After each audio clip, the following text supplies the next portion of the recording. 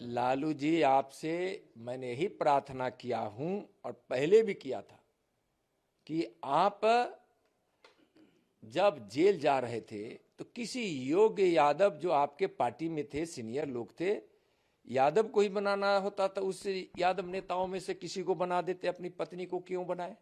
और आप जो कह रहे हैं कि मैं अपनी बीवी को नहीं बनाता तो नित्यानंद की बीवी को बनाता, लालू जी मैं अभी भी कह रहा हूं, और उस समय भी आपको श्रीमती राबड़ी देवी जी जो आपकी धर्म पत्नी है उनको नहीं बनाना चाहिए था। परिवारवाद में आपको भरोसा है, नित्यानंद राय को नहीं। जब मैं विधायक बना था तो हमारे पिताजी मुखिया थे, उन्होंने मुखिया पद को त्याग दिया था, उप मुखिया को चार्ज दे दिए थे कि एक परिवार में दो व्यक्ति, मैं मुखिया और मेरा पुत्र विधायक रहेगा, अशोभनीय होगा। और आप परिवारवाद किए जा रहे हैं, खुद के बाद पत्नी, पत्नी के बाद बेटा, बेटा के बाद दूसरा बेटा, बेटा के बाद फिर एक बेटी, फिर आगे किसको किसको लाएंगे पता नहीं।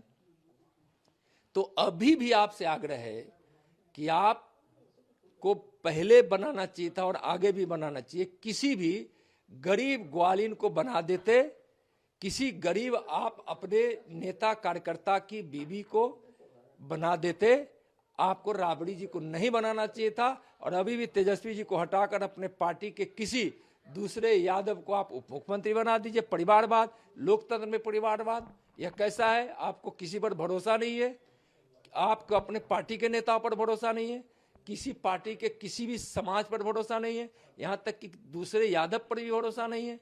तो परिवारवाद कर रहे हैं आप, और हमको कह रहे हैं कि राबड़ी को नहीं बनाते तो नित्यानंद की बीवी को बना देते। नित्यानंद की बीवी राजनीति में नहीं है और परिवारवाद के हम पोषक नहीं है। हम अपने परिवार में राजनीति में है तो मैं ही राजनीति में हूं। परिवारवाद लोकतंत्र में नहीं चलेगा। आप पर बहुत गंभीर आरोप लगाए हैं गाय को लेकर, गाय इसमें। देखिए, यह सफेद झूठ है, इससे बड़ा झूठ नहीं हो सकता है। मैं तो उनको कह रहा हूं कि राघोपुर से तेजस्वी जी राघोपुर के किसी गांव में खड़े हो जाइए और अपने पिता लालू जी को भी बुला लीजिए, और वहां साबित होगा कि कौन कसाई खाना खुलवा के गौ हत्या करवा रहा है और कौन बचपन से गौ की सेवा, गौ की रक्षा और गौ हत्या का विरोध कौन कर रहा है, यह साबित हो जाएगा। मैं आपको चुनौती दे रहा हूं, राघोपुर के किसी भी गंगा के तट पर आप खड़े होकर मेरी परीक्षा ले लीजिए, और नहीं तो आप अपनी परीक्षा दे दीजिए। मैं आज आपको कह रहा हूं, यह सफेद झूठ है। कसाई खाना खुलवाकर तुष्टिकरण बोर्ड के लिए गौ हत्या आप करवाते हैं। प्रताप खड़े हो जाएंगे तो आप चुनाव हार जाएंगे। मैं चुनौती तो नहीं, मैं पहले भी कहा हूं कि चुनौती नहीं, उनसे आग्रह कर रहा हूं। इतने सीनियर है ना कि उनको क्या मैं कहूं, लेकिन उनसे इस प्रकार की अपेक्षा नहीं है किसी बात को मजाक और हल्के में ले लेना। और मैं कह रहा हूं कि अपने परिवार के किसी को भी, तेज प्रताप हो, तेजस्वी जी हो या कोई और अन्य हो, उनको उजियारपुर भेजिए, चुनाव लड़ाइए। उजियारपुर की महान जनता अगर चाहती होगी कि हम राजनीति से संन्यास ले ले, तो अगर पराजित कर दी तो मैं राजनीति से संन्यास लेकर भारतीय जनता पार्टी के बूथ का अध्यक्ष बनकर अपनी पार्टी का सेवा करूंगा। और नहीं, आपके परिवार का अगर वह पराजित हो जाता है उजियारपुर की उस पवित्र भूमि पर, तो आपका पूरा परिवार राजनीति से संन्यास ले ले।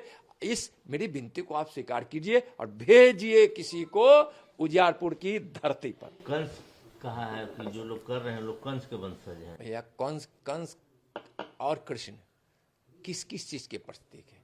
अत्याचार का प्रतीक कंस, अधर्म का प्रतीक कंस, और न्याय के प्रतीक, धर्म के प्रतीक कौन? कृष्ण। आज जिस प्रकार से परिवारवाद, भ्रष्टाचार, गरीबों से पैसा लेकर नौकरी देना, गरीबों को सताना, गरीबों का जमीन हड़प लेना, यह क्या कौन कर रहा है? अपराधियों के हाथ इतनी खुली छूट देकर गरीब लोगों पर गोलियों का बौछार कराना, यह क्या है? अत्याचार है। और यह कंस का रास्ता हो सकता है। कृष्ण का रास्ता धर्म का है, जहां महिलाओं का सम्मान है, जहां लोकतंत्र में विश्वास है, जहां गरीबों की सेवा का व्रत है, जो माननीय प्रधानमंत्री नरेंद्र मोदी जी के नेता में हम प्रेरणा में और उनके नेतृत्व में कर रहे हैं। इसलिए कृष्ण के पथ पर कौन है और कंस के पथ पर कौन है, यह लोग जानते हैं। और आपने तो सिर्फ कंस जिस प्रकार से अपनी सत्ता और वर्चस्व की लड़ाई लड़ते थे, लालू जी आप वह लड़ रहे हैं। न कोई विचार, न कोई व्यवस्था। आप हमेशा सत्ता के लिए कांग्रेस के गोद में, तो कभी नीतीश जी के गोद में जाते रहे, समझौता करते रहे। मैं तो 40 वर्षों से एक ही विचारधारा और एक ही धर्म, न्याय, गरीब सेवा के पथ पर जो भारतीय जनता पार्टी का विचार है उस पर मैं चल रहा हूं। तो कृष्ण का पथ कौन है और कंस का पथ कौन है, यह बिहार के लोग जानते हैं। और आपको मैं कहता हूं कि आप आइए और एक महाभारत का एक संवाद शुरू हो, कृष्ण और कंस के उस विषय पर संवाद शुरू हो, और बैठिए कौन किस रास्ते पर जा रहा है। एक सभा में यह बात कही जाए कि कौन कंस के रास्ते पे है, कौन कृष्ण के रास्ते पे है। और मैं तो कहता हूं कि गांधी मैदान में मैं सभा लगवाता हूं, आप उसमें अगर अनुमति दे दीजिएगा तो मैं लगाऊंगा। आइए वहां आप बताइए कि कृष्ण का मतलब क्या होता है और कंस का मतलब क्या होता है, कौन कृष्ण के पथ पर है और कौन कंस के पथ पर है। कृष्ण तो कोई नहीं हो सकता, लेकिन कृष्ण का पथ तो अजर अमर है। उस पथ पर कौन चल रहा है, आइए देखिए, साबित हो जाएगा।